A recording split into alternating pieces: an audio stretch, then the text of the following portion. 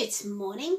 Last week we were talking about how Jesus, he was tempted in the wilderness. He went to the desert to spend time with God, and yet Satan came and met him there and tried to take his mind off God, didn't he? Now, I wonder if you have ever been tempted. Have you ever had that desire to do something and set your mind that no, you're not going to do it? Or maybe you've just simply slipped up. Maybe. This year you've had a New Year's resolution. I wonder if you've managed to keep it. We're now coming into February, so for some of us we might have decided to give up something, and yet for others we might have wanted to take something on. Like, for example, I wanted to learn to play my banjo. I asked some of the youth about their New Year's resolutions to see how they felt about them, and here are some of their responses.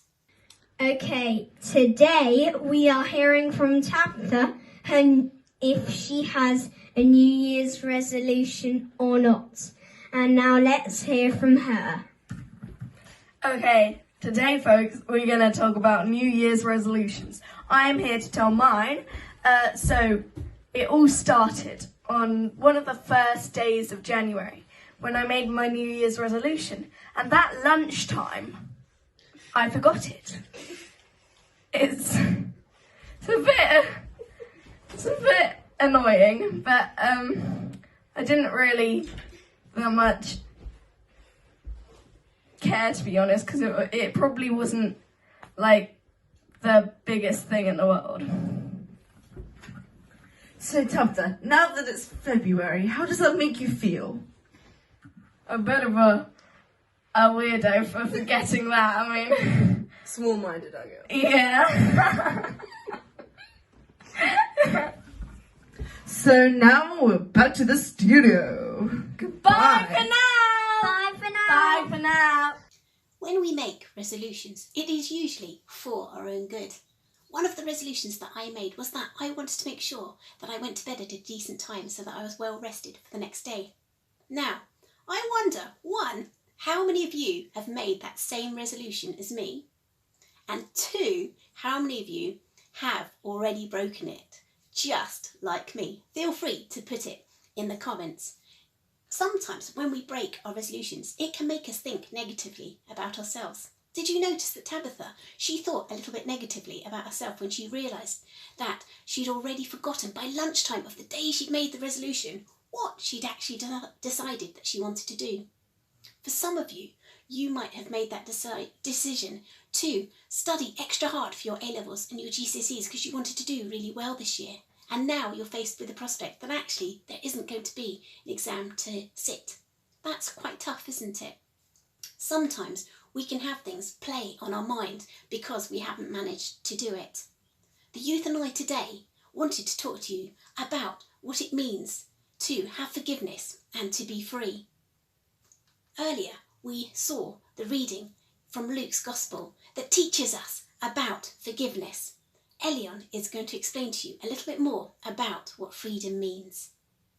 The biblical word for freedom has a meaning and it is attached to an action. Freedom means to relieve, release, let go, set free. Its action is forgiveness. In the Bible verse from Luke chapter 6 verse 37, it talks about judge not and you will not be judged. So what better way to help us to become free and forgiving people than some thought-provoking ideas to help us to relieve, release, let go and set free. We refuse to take hold of offence. As soon as someone does something to mess with our emotional well-being, we know it will cost too much to how we are feeling to pick up an offence. For example, if my brother annoys me, I can pick to get angry or I can pick to let it go. It's hard to let it go, but I know it will feel better because I won't keep replaying in my mind what he has done to me. Earlier this week, I was driving home from picking Noah up from school when someone pulled out to me and was going at 25 miles an hour in a 40 zone. Now, I could have just got cross and thought, why have they pulled out in front of me? Why are they going at 25 miles an hour? But do you know what? I took this sermon to heart and I realised that I needed to say to God, do you know what, God? Maybe you wanted me to just chill out on my journey home. And so instead of sitting there getting really cross with the driver in front of me, I was able to just sit back and thank God for allowing me this time to drive home at a more gentle pace. I wonder if there's anything that has got into your headspace that you need to let go of. Anna was right when she said that when she chooses to let go of the offence, if her brother annoys her, that it doesn't play in her mind so much. And I wondered if there was anything that's playing in your mind that you feel that you need to let go of too. We always choose to assume the best, even when someone's at their worst. We believe that everyone is doing the very best they can. Remember that nobody's hopes and dreams of being a liar, a thief or something worse when they grow up. Life is hard and people grow hard. Hard people don't need more anger or revenge. Hard people need an encounter with God's grace, and we can be that person who gives them the gift of gracious assumptions. Assuming the best in others is the best way to live. Thank you, Indy, for that. When Jesus was on the cross, the man to one side of him recognised that he and the other man up on the cross beside Jesus, they deserved to be there, and yet he recognised that Jesus was without sin. And Jesus turned to him and he said, "Today you will be with me in paradise." Jesus chose to assume the best for the man. He knew that the man was sorry for what he had done. I wonder if there's anyone in our lives that we realise that we need to forgive too, just like Jesus forgave that man. 3. We can empathise with another in need. We know that everyone has needs and is operating out of a place of need. And this includes ourselves. That which causes the quarrels among us are the desires within us. We should desire to meet another person's need and not simply ignore or walk past them. My reflection on this reading is that, for example, you're like on holiday and you all want to go on like different outings, like someone wants to go here, someone wants to go there, and you're all like quarrelling about going to different places. But maybe what you could do is actually think about the other person and be like, oh, actually, you know what, we can do my thing another day and we can do your thing today, and like be more, yeah. We know people are never our enemy. In Ephesians 6, Paul reminds us that we don't fight flesh and blood, but the powers of darkness that work among us. People are never our enemy. Satan, the enemy of God and goodness, is the enemy. We forgive people, just as God forgave us. Holding on to a grudge, this can really harden your heart. You might write about it on social media. If someone has wronged you, you might not talk to them for a day, maybe even a week. Did you know that by forgiving that person, your emotional well-being will help to be restored to one of tranquility and kindness? Is there anything that you can bring to mind that maybe you could forgive so that your mind is more at peace? We bear fruit. A forgiving person is like a tree in a garden grove, surrounded by other fruit trees, intermingling and sharing in an undergrowth fruit system for survival and growth.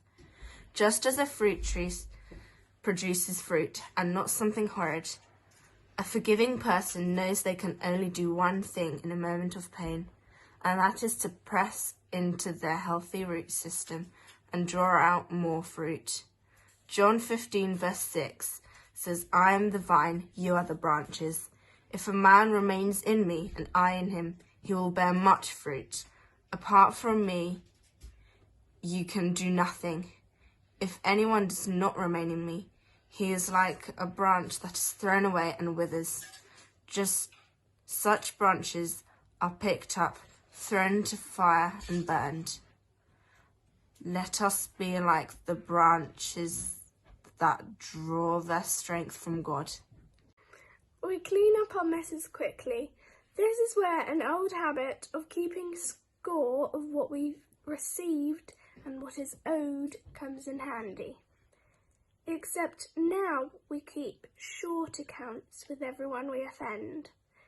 Yes, we make mistakes. We are all humans with desires in us that, if not under the Holy Spirit's influence, can cause offence, leaving us in need of forgiveness too. So, to recap, we need to remember that we need to choose to not hold on to offences. We choose to assume the best. We can empathise with one another in need. We know that people are not our enemy, Satan is. We can bear fruit, and we can clean up our messes. Now, to help you to do this, we are going to do some creative prayers. For this, you will need 2 strips of paper, nice and simple. You will also need 1 pen, and you will need a piece of sticky tape or maybe a sticky label to help you, okay? So the first thing I'd like you to do is to get hold of each of your pieces of paper. I'd like you to write your name on one of them, and I would like you to write on the other piece of paper something that you think you need to forgive. It might be a person, it might be an action, it might be something that's going on in your mind that keeps playing in your mind and you'd like to forgive it and let it go.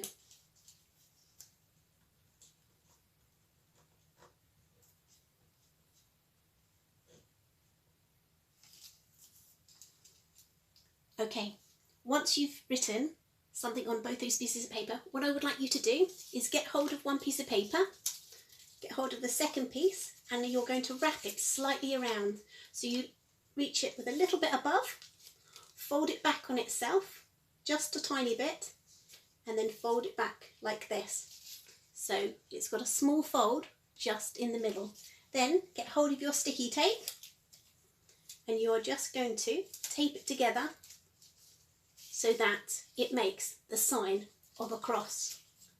And what we're going to do is we're going to hold on to our cross in our hands as Zara leads us in our prayers.